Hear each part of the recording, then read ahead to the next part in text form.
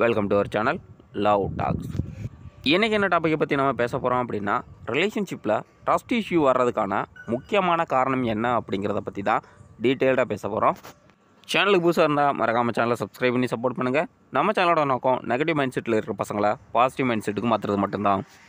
Trust அப்படிங்கிறது ஒரு ரிலேஷன்ஷிப்புக்கு எந்த அளவுக்கு முக்கியம் அப்படின்னா, ஒரு ரிலேஷன்ஷிப்பில் லவ் அப்படிங்கிற ஒரு விஷயம் இல்லாட்டி கூட அந்த ரிலேஷன்ஷிப் லைஃப் லாங் ட்ராவல் பண்ணுறதுக்கான பாசிபிலிட்டிஸ் இருக்குது.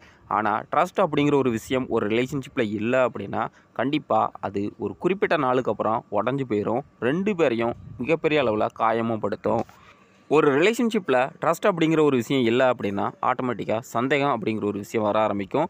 இந்த சந்தேகம் அப்படிங்கிற ஒரு விஷயம் ஏன் வருது அப்படிங்கிறத வாங்க பார்க்கலாம். ரீசன் நம்பர் 1, உங்களுக்கு ஒரு மோசமான பாஸ்ட் லைஃபோ இல்லை பாஸ்ட் ரிலேஷன்ஷிப்போ இருந்துச்சு அப்படின்னா கண்டிப்பாக இப்போது ப்ரெசண்ட்டாக இருக்கிற இந்த ரிலேஷன்ஷிப்பில் சில சந்தேகங்கள் வரும். காரணம் என்ன அப்படின்னா, உங்கள் பாஸ்ட்டில் நடந்த அதே இன்சிடெண்ட் இப்போது உங்களுடைய ரிலேஷன்ஷிப்பில் நார்மலாக, அதாவது அன்எக்ஸ்பெக்டாக நடந்தால் கூட வேணும்னே தான் நடக்குது அப்படின்னு உங்களுக்கு ஃபீல் ஆக ஆரம்பிக்கும். ஆட்டோமேட்டிக்காக உங்களை அறியாமலே உங்களுக்கு டவுட் அப்படிங்கிற ஒரு விஷயம் எழ ஆரம்பிக்கும்.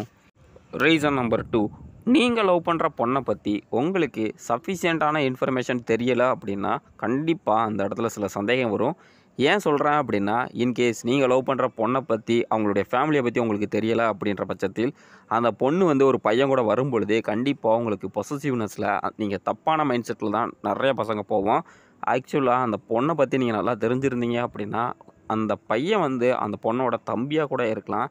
இது தெரியாமல் நம்ம டெய்லி அந்த பையன் கூட வர்றான் அப்படிங்கிறதுக்காக நமக்கு அறியாமலே நமக்கு டவுட் வர ஆரம்பிக்கும்.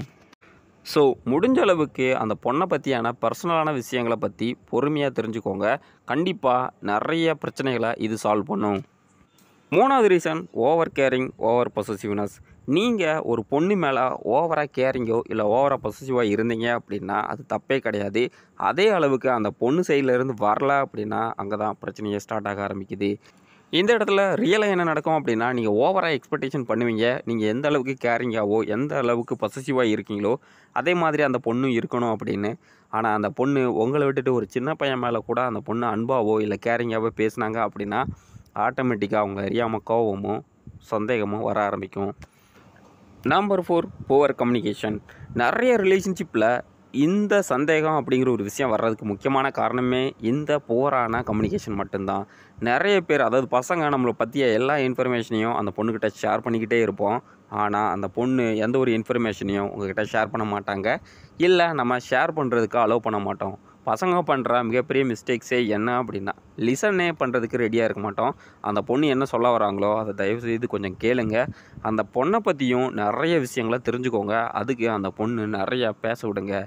இப்படி நீங்கள் அந்த பொண்ணை பற்றி நிறைய விஷயங்கள் தெரிஞ்சுக்கிட்டு அந்த பொண்ணை நிறைய பேச விட்டீங்க அப்படின்னாவேவும் உங்களுக்கு 2 பேருக்கு இடையில் நிறைய சந்தேகங்கள் அப்படிங்கிற ஒரு வார்த்தையே வராது. ஃபைனலான ரீசன் என்ன அப்படின்னா, ரியாலிட்டியாக அக்செப்ட் பண்ணுறதுக்கு இன்றைக்கி இருக்கிற நிறைய பசங்க ரெடியாக இருக்கிறதில்ல. அதாவது சில சின்ன சின்ன மிஸ்டேக்ஸ்லாம் திரும்ப திரும்ப ஞாபகப்படுத்தி அந்த பொண்ணுக்கிட்ட நீ முதல்ல இப்படி பண்ணல இப்பயும் பண்ணுவேன் அப்படின்னு நீங்கள் கொஸ்டின் கேட்கும் பொழுது ஆட்டோமேட்டிக்காக அந்த பொண்ணு உங்கள்கிட்ட கேட்க தான் செய்வாங்க, நீ என்ன சந்தேகப்படுறியா அப்படின்னு சொல்லிட்டு. இதையும் தாண்டி ஒரு லைஃப்பில் கண்டிப்பாக நிறைய மல்டிபிள்ஸான ரிலேஷன்ஷிப் இருக்கும். நிறைய பேர் மேலே உங்களுக்கு லவ் வரலாம். அந்த விஷயங்கள் எல்லாமே நேச்சரான ஒரு விஷயம். இதையெல்லாம் விட்டுட்டு ஒருத்தனுக்கு ஒருத்தி அப்படிங்கிறதுல இருங்க, தப்பே கிடையாது. ஆனால் அது மட்டும்தான் நடக்கணும் அப்படின்னு நினச்சிங்க அப்படின்னா கண்டிப்பாக நிறைய ஸ்ட்ரகிள்ஸை உங்களுடைய லைஃப்பில் பார்ப்பீங்க. எப்பயுமே ப்ராக்டிக்கலாக இருக்க பாருங்கள். லைஃப்பில் என்ன நடக்குதோ அதை அக்செப்ட் பண்ண ட்ரை பண்ணுங்கள். ஏன் இந்த விஷயத்தை நான் சொல்கிறேன் அப்படின்னா, ஒரு பொண்ணு நல்ல பொண்ணாக தான் இருப்பாங்க. நீங்கள் தொடர்ந்து அந்த பொண்ணை சந்தேகமோ இல்லை தொடர்ந்து இந்த விஷயத்தை தான் நீ பண்ணிக்கிட்டு இருக்க அப்படின்னு சொல்லும் பொழுது, இவன் நம்ம பண்ணாமையே இப்படி சொல்கிறான், நம்ம பண்ணால் தான் என்ன பிரச்சனை, பண்ணிவிட்டு ஆமாம் நான் பண்ணினேன் அப்படின்னு சொல்லலாம் அப்படிங்கிறது நிறைய பெண்களோட மென்டாலிட்டி. இது நார்மலான ஹியூமனோட மென்டாலிட்டி கூட. இப்படி இருக்கிற சூழ்நிலையில் நீங்கள் ஒரு விஷயம் நார்மலாக போய்கிட்டு இருக்கும் பொழுது நீங்கள் அதில் போய்கிட்டு ப்ராப்ளமத்தை இன்சர்ட் பண்ணீங்க அப்படின்னா கண்டிப்பாக அது உங்களுக்கு நீங்களே வச்சுக்கிற ஆப்பு.